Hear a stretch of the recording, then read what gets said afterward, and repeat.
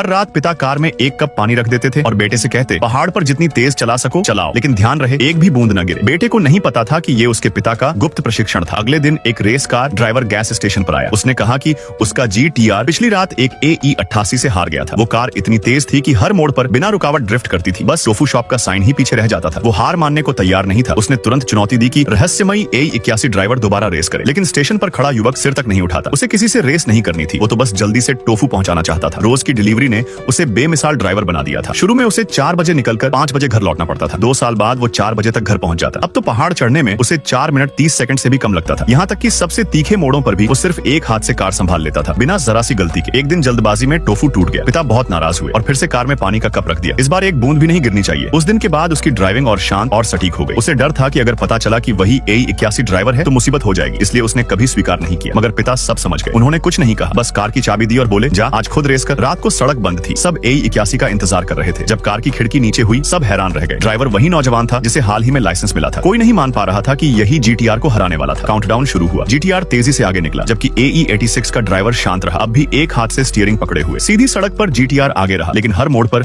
AE 81 थोड़ा थोड़ा पास आता गया। GTR ड्राइवर मोड़ बिल्कुल सही समय पर लेता, फिर भी AE 81 हर बार उसके ठीक पीछे होता। आखिरकार वे 5 सबसे खतरनाक हेयरपिन मोड़ों तक पहुंचे। AE 81 की रफ्तार कम नहीं हुई। सबको लगा अब कार पहाड़ से गिर जाएगी। अगर GTR बस स्थिर रहता तो जीत उसकी होती, लेकिन तभी टायरों की चीख सुनाई दी। AE 81 ने ड्रेनेज चैनल का इस्तेमाल करते हुए कमाल का ड्रिफ्ट मारा। उसी पल सब समझ गए, रेस खत्म। AE 81 जीत गया। रेस के बाद GTR ड्राइवर ने दोबारा चुनौती दी, लेकिन युवक ने सिर हिलाया, मुझे रेस नहीं करनी, मुझे तो बस टोफू पहुंचाना है। दोस्तों, तुम्हें कौन सी गाड़ी सबसे ज्यादा पसंद है? ये लीजेंडरी AE 81 या दमदार GTR?